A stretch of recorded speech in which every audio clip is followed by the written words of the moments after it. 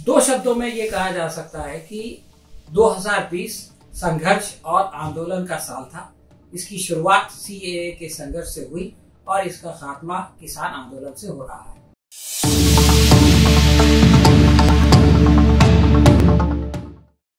दोस्तों, आपका हार्दिक स्वागत है एलबीएन के इस खास प्रोग्राम बातचीत में। आज हम चर्चा करेंगे 2020 पर। सलीम साहब, आप किस तरह देखते हैं साल 2020 को? दो शब्दों में बताइए। दो शब्दों में ये कहा जा सकता है कि 2020 संघर्ष और आंदोलन का साल था। इसकी शुरुआत सीएए के संघर्ष से हुई और इसका खात्मा किसान आंदोलन से हो रहा है। सीएए को किस तरह देख रहे हैं आप? कहां तक पहुंचा ये आंदोलन? क्या हुआ?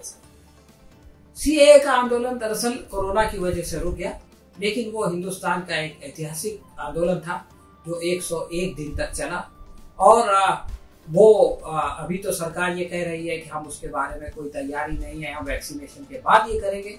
लेकिन जब भी वो इसके बारे में, एनआरसी के बारे में कुछ करेंगे तो उसके जवाब में दोबारा वो तहरीक खड़ी हो जाएगी। सीएए के बाद की घटना को आप किस तरह देखते हैं? देखिए, सीएए का उपयोग करने की कोशिश की बीजेपी ने दिल्ली के इलेक्शन में, और उनका ये ख्याल था कि इसके जरिए से वो इलेक्शन जीत जाएंगे, लेकिन ऐसा नहीं हुआ। सीएए के बारे में अमित शाह ने और मोदी ने और सभी लोगों ने अपना सारा जोर लगा दिया, इसके बावजूद वो दिल्ली का इलेक्शन पूरी तरह से हार गए। तो जैसा कि सर हम देखते हैं कि दिल्ली इलेक्शन पूरी तरीके से बीजेपी हारी और इसका सीएए का और एनआरसी का कुछ भी यूज उनको दिल्ली इलेक्शन में नहीं हुआ। उसके बाद कौन सी बड़ी घटना हुई है? उसके बाद दिल्ली में जो है वो बड़े पैमाने पर राइट्स हो गए। आपको याद होगा कि डोनाल्ड ट्रंप भारत आए थे और डोनाल्ड ट्रंप के भारत आने पर उनको जो है अहमदाबाद में ट्रंप सलाम का जो है बहुत बड़ा कार्यक्रम हुआ। उस वक्त जो बीजेपी के नेता हैं उन्होंने कहा था कि ट्रंप के जाने के बाद हम इनको हटा देंगे, और ट्रंप की मौजूदगी में ही उन्होंने दिल्ली में फसाद कर दिया। दिल्ली फसादात की इस वक्त क्या सूरत हाल है? क्या पीड़ितों को कुछ इंसाफ मिला है या एज इट इज जैसे कि भारतीय न्यायालय में होता है, केसेस पेंडिंग चल रहा है? देखिए, पीड़ितों को इंसाफ मिलना तो बहुत दूर की बात है। दिल्ली दंगों का भी इस सरकार ने गलत उपयोग करने की कोशिश की, और सीएए के सिलसिले में जो लोग एजिटेशन कर रहे थे, आंदोलन कर रहे थे, इन लोगों ने उनको दिल्ली दंगों का जिम्मेदार बनाकर जेलों में ठूसना शुरू कर दिया। तो आप जानते हैं कि उमर खालिद और उस तरह के कई नेता जो है, जो वहाँ पर दिल्ली दंगों में गरीबों की, मिस्किनों की मदद कर रहे थे, उनको जो है वो मुजरिम बना करके, आरोपी बना करके जेल में डाल दिया। इसका एक ताजा खबर आ रही है सर कि महमूद प्राचा साहब जो कि एक सीनियर एडवोकेट है, उन्होंने दिल्ली दंगों के आरोपियों के लिए जो वो केसेस लड़ रहे थे, अब तो उनके ही ऑफिस में छापा मार दिया गया। उसको किस तरह देखते हैं? सरकार को इस बात का डर है कि उसने जो नैरेटिव बनाया है पुलिस की मदद से, और जो बेकसूर लोगों को उसने मुजरिम बना दिया है, आरोपी बना दिया है, अगर अदालत में ये मामला जाएगा, न्यायालय में ये मामला जाएगा तो टिक नहीं पाएगा। तो जो लोग इसके लिए लड़ रहे हैं, जैसे महमूद प्राचा साहब और दूसरे लोग, अब ये लोग उनको डराने की कोशिश कर रहे हैं ताकि वो पीछे हट जाए और पुलिस और सरकार अपनी मनमानी कर सके। इसमें दिल्ली की जो सरकार है, केजरीवाल जी की, उनका क्या रोल है? वो क्या कर रहे हैं? देखिए, दिल्ली जो है वो राज्य है, उसके अंदर जो पुलिस एडमिनिस्ट्रेशन है वो राज्य सरकार के पास नहीं है, वो केंद्र सरकार के पास है। इसलिए उसका रोल जो है बहुत लिमिटेड है, वो कुछ नहीं कर सकता। तो इस तरीके से अगर देखा जाए तो दिल्ली बीजेपी हारने के बाद भी दिल्ली बीजेपी के ही हाथ में नहीं। दिल्ली चूंकि भारत की राजधानी है, और कोई भी मुल्क जो है वो अपनी राजधानी की पुलिस किसी और राज्य सरकार के हवाले नहीं कर सकता। कल को केजरीवाल भी प्रधानमंत्री बन जाएंगे तो, और बीजेपी अगर दिल्ली में जीत जाएगी तो पुलिस जो है वो केंद्र सरकार के पास है। ये कॉमन सेंस के खिलाफ बात है कि केंद्र सरकार जो है वो राजधानी की पुलिस राज्य सरकार है। बाकी जगह ये हो सकता है, लेकिन दारुल खिलाफा यानी राजधानी में नहीं हो सकता। सर, ऐसा भी कहा जा रहा है कि जिस वक्त कोरोना वायरस पूरी दुनिया में फैल रहा था, ट्रंप नमस्ते प्रोग्राम हुआ, ट्रंप जी आए और उसके बाद गुजरात में भी कोरोना के केसेस बढ़े। आप किस तरीके से देखते हैं क्या कि ट्रंप के आने के बाद भी केसेस बढ़े, या ये सिर्फ एक अफवाह? मैं इसको अफवाह समझता हूँ। ये बात सही है कि भारत सरकार को बहुत पहले सतर्क हो जाना चाहिए था, क्योंकि ये कोरोना जो है वो कोविड-19 यानी पिछले साल दिसंबर में आया। जनवरी फरवरी में इसके केसेस आने लगे थे और भारत में भी चीन से जो स्टूडेंट्स आए थे उनमें कोरोना पाया गया था। तो सरकार को ट्रम्प नमस्ते ट्रम्प जैसा ड्रामा नहीं करना चाहिए था, लेकिन उसकी वजह से कोरोना फैला, ये मानने के लिए बताइए।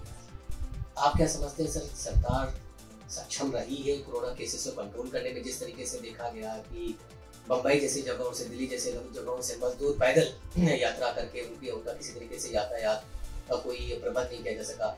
आपका देखते हैं कि मोदी सरकार इस मामले में विफल रही है, वो किसी तरह ट्रांसपोर्टेशन मुहैया नहीं करा पाई मजदूरों को? देखिए, कोरोना के बारे में जो सरकार का तरीका था, वो उसका अपना जो स्टाइल है हमारे प्रधानमंत्री का वैसा ही था, यानी ये कि ताली बजाओ थाली बजाओ वगैरह। और उन्होंने आगे की एंटिसिपेट किए बगैर मैं अगर लॉकडाउन लगा दूंगा तो आम आदमी को क्या तकलीफ होगी, लॉकडाउन लगा दिया और ये कह दिया, ऐलान कर दिया कि जो है वो कोई भूखा नहीं मरेगा। लेकिन भारत की जनता जो है इस सरकार पर विश्वास नहीं करती, इसलिए उन्होंने 1-2 दिन तक देखा और उसके बाद सरकार के लॉकडाउन का उल्लंघन करते हुए लाखों मजदूर अपने घरों की तरफ चल पड़े। उस वक्त जो है सरकार को चाहिए था कि वो उनको ट्रांसपोर्ट देती, लेकिन सरकार ने शत्रुमुर्ग की तरह आंख बंद कर ली और ये कहा कि ऐसा कुछ हो ही नहीं रहा है। बल्कि सुप्रीम कोर्ट में जाके सॉलिसिटर जनरल ने ये कह दिया कि ऐसी कोई बात नहीं हो रही है, कोई मजदूर जो है वो सड़क पे नहीं है। तो सरकार ने अपनी जिम्मेदारी को अदा करने में बहुत बड़ी कोताही की है मजदूरों के सिलसिले में, और इसको हिंदुस्तान के मजदूर कभी माफ नहीं। तो आगे बोलना चाहते हैं कि बिना सोचे समझे कदम उठाया गया, जिस तरीके से 24 घंटे जिस तरीके से उन्होंने बिना सोचे समझे लॉकडाउन लगाया, इसका इम्पैक्ट मजदूरों पर पड़ा। अगर थोड़ा बहुत उनको दिया जाता तो वो अपनी अपनी जगहों पर जा सकते थे और ये लॉकडाउन सक्सेसफुल हो सकता है। भाई मैं ये कहता हूँ कि सरकार के काम करने का तरीका ही ऐसा है। इन लोगों ने नोटबंदी भी ऐसी की, रात को 8 बजे प्रधानमंत्री आते हैं, बोलते हैं 12 बजे से ये हो जाएगा। सरकार को अगर इसका अंदाजा होता कि आगे चल के मजदूरों को क्या समस्या आने वाली है तो वो 3-4 दिन का टाइम देती और मजदूरों को गाँव जाने के लिए स्पेशल ट्रेन चलाती, ताकि वो जो है वो अपने अपने गाँव चले जाते और उसके बाद लॉकडाउन लगाया जाता। बजाय इसके कि उनको अपने घरों में जाने का मौका दिया जाए, उनको शहरों में रोक दिया गया जहाँ बीमारी फैल रही थी। देखिए, सोचने वाली बात है, गांव में बीमारी का प्रकोप कम था, शहर में ज्यादा था, तो आपने जो है वो शहर से जाना चाहते थे तो आपको उसकी फैसिलिटी देनी चाहिए, तो आपने उनको शहर में रोकने की कोशिश की, वो चले गए।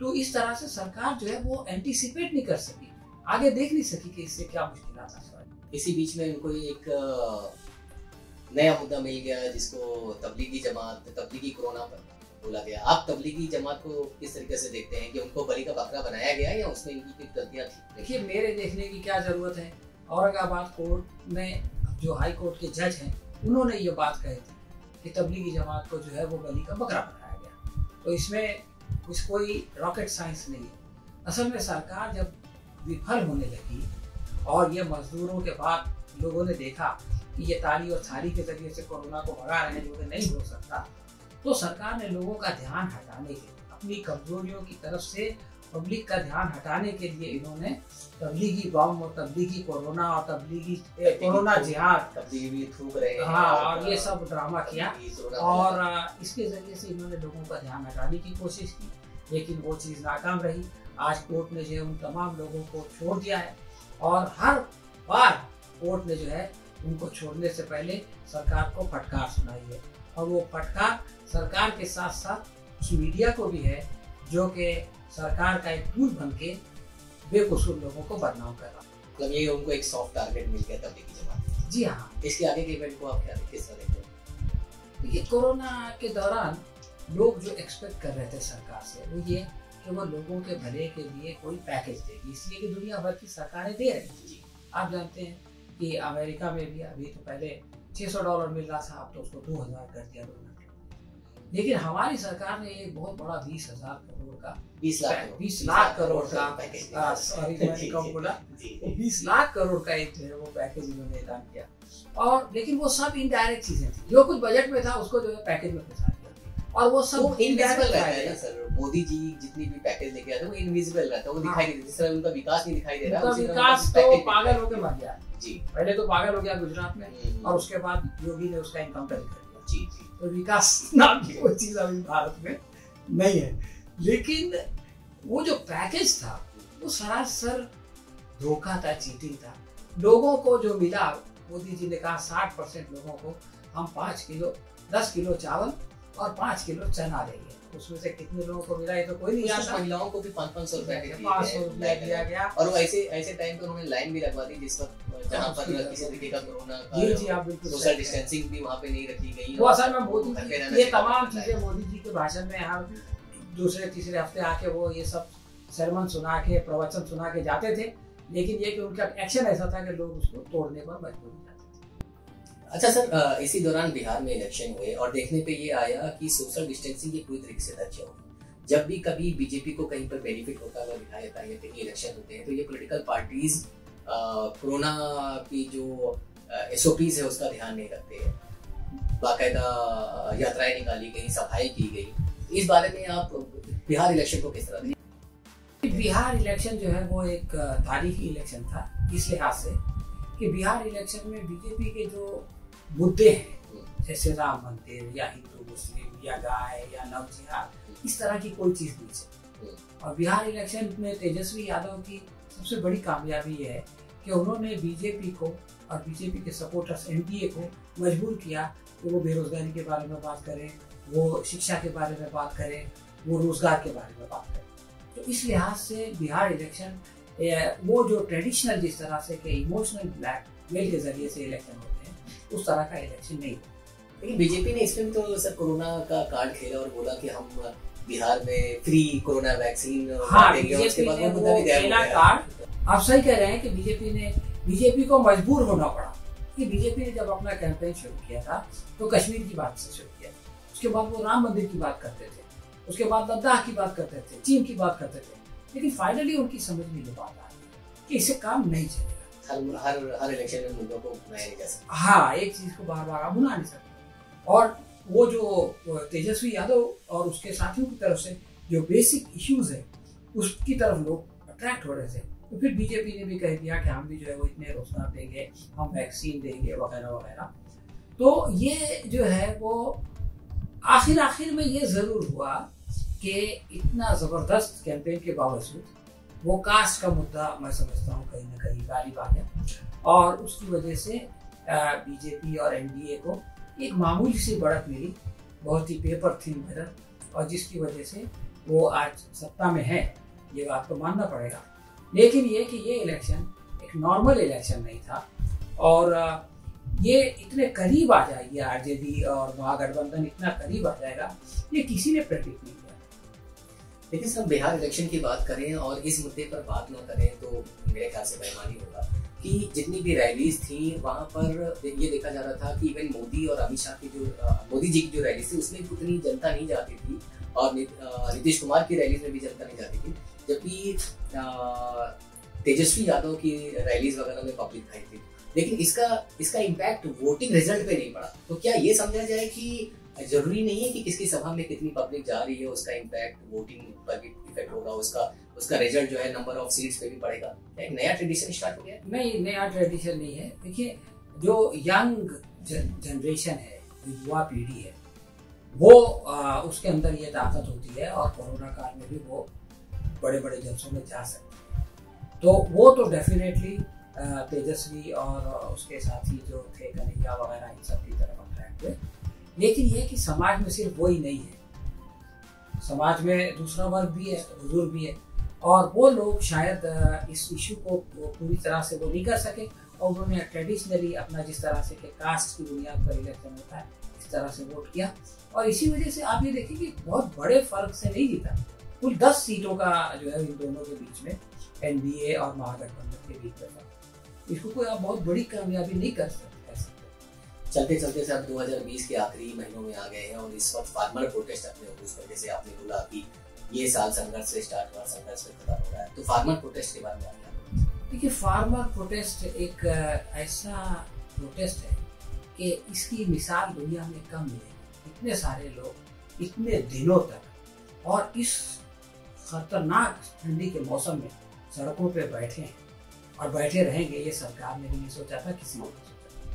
और आके दिल्ली को ब्लॉक कर देंगे ये लोग। शाहीन बाग एक छोटी सी सड़क को रोक रहे थे तो इतना बड़ा हंगामा था। आज दिल्ली से बाहर जाने वाले, तकरीबन राजस्थान की तरफ जाने वाले, जयपुर वाला हाईवे बंद है, हरियाणा वाले आ रहे हाईवे बंद है, यूपी वाले हाईवे बंद है। तो ये एक बहुत ही हिस्टोरिक मूवमेंट है और इसका जो है वो मेन कारण ये है कि सरकार ने जिस तरह से कि कोरोना काल में एक सेशन बुलाया और ये 3 बिल पास कर दिए लोकसभा में, और फिर उनका जो मेजोरिटी थी, राज्यसभा में मेजोरिटी नहीं थी, रीजनल पार्टीज उनके साथ नहीं थी, फिर भी उन्होंने इसको जो है वो ध्वनि मत से पास कर दिया। तो इससे तो सबको समझ में आ गया कि सरकार ये सोच रही थी कि कोरोना की वजह से कोई इसके खिलाफ आंदोलन नहीं होगा, और लेकिन यह आंदोलन पंजाब से शुरू हुआ, हरियाणा में इसको रोकने की कोशिश की गई, हरियाणा से दिल्ली पहुंचा और वो जो है अब कामयाबी की तरफ बढ़ रहा है तेजी से। सरकार ने बहुत कुछ कोशिश की उसको बदनाम करने की, खालिस्तानी कह के और चीनी कह के और कम्युनिस्ट वगैरह वगैरह, लेकिन ये तमाम कोशिशें नाकाम हो गई। तो ये आंदोलन आप ये समझ लें कि सरकार ने बिना बताए जिन स्टेट्स के अंदर एमएसपी खत्म कर दिया था, मंडी खत्म कर दिया था, अब इस आंदोलन ने उसको जिंदा कर दिया। पहले ये सिर्फ हरियाणा और पंजाब के किसान इससे फायदा उठाते थे, लेकिन अब पूरे देश का किसान इसकी डिमांड करेगा और इससे कम पे नहीं मांगेगा। तो ये एक बहुत अच्छा, बहुत ही पॉजिटिव चेंज है। और एक बात और है, सरकार को ये ख्याल था कि हमारे पास मेजोरिटी हो, हुकूमत में आए कर सकते हैं। इस आंदोलन ने बता दिया कि आप जो है वो किसानों के बारे में किसानों से पूछे बगैर, किसानों को कॉन्फिडेंस में लिए बगैर कोई फैसला नहीं कर सकते, और अगर आप करेंगे तो उसको माना नहीं जाएगा। तो सलीम साहब, अगर हम कंक्लूजन निकालेंगे तो साल 2020 की सबसे अहम घटना आप किस चीज को देखते हैं? देखिए, मेरे ख्याल में 2 बहुत अहम घटना है। पहली घटना तो बिल्किस बानो, कोई ये बिल्किस बानो जो शाहीन बाग में बैठी थी, 80 साल 82 साल की एक औरत है, पढ़ी लिखी नहीं है, बहुत कमजोर दिखाई देती है, लेकिन आप ये देखें कि टाइम मैगजीन ने उनको जो है वो 100 सबसे प्रभावशाली लोगों में शामिल किया और उनके बारे में बहुत ही अच्छी बातें की। हालांकि टाइम मैगजीन ने प्रधानमंत्री मोदी को भी 100 लोगों में शामिल किया, लेकिन उनके बारे में निगेटिव बातें। तो एक प्रधानमंत्री जो कि दिन रात मीडिया में रहता है, वो टाइम मैगजीन में आ जाए, इसमें कोई हैरत की बात नहीं है, लेकिन ये कि उसके साथ सब निगेटिव बातें आ जाएंगे, हैरत की बात है। और एक बिल्किस बानो 82 ईयर्स की खातून अगर जो है वो टाइम मैगजीन में आ जाए और उसके बारे में अच्छी बातें लिखी जाए, तो मैं ये समझता हूँ कि ये इस साल की सबसे अहम घटना है। इसके अलावा ये कि तबलीगी जमात को लोगों ने इतना बदनाम किया, लेकिन जब वो लोग अच्छे हुए, जब वो लोग छूटे, तो उन्होंने अपना खून दिया ब्लड प्लाज्मा के लिए। तो यानी इससे ये पता चला कि आप जिनको अपना दुश्मन समझ रहे हो, सारे लोगों ने देखा कि हम जिनको अपना दुश्मन समझ रहे थे वो हमारे दुश्मन नहीं है, वो हमारे दोस्त है, वो हमारे खैरखा है, वो हमारे से वेलविशर्स है। तो ये इस साल की 2 बड़ी घटनाएं हैं, एक तो बिल्किस बानो की और दूसरी तबलीगी जमात का जो है वो अपना ब्लड प्लाज्मा के लिए ब्लड। तो तबलीगी जमात को जितना बदनाम किया गया वो उतना और फेमस हो गई है, और बिल्किस बानो ने प्रधानमंत्री मोदी की सारी मार्केटिंग और इवेंट मैनेजमेंट पे पानी फेर दी। बिल्कुल, ये आपने जो है वो इस साल का सही कंक्लूजन दिया, और इससे बेहतर कोई कंक्लूजन नहीं है। तो दोस्तों, ये था हमारा विशेष प्रोग्राम बातचीत, जिसमें हम चर्चा कर रहे थे साल 2020 के बारे में डॉक्टर सलीम खान जी से। किसी अन्य मुद्दों पर हम एक बार फिर से आपसे मिलेंगे, तब तक के लिए हमें इजाजत दीजिए। धन्यवाद।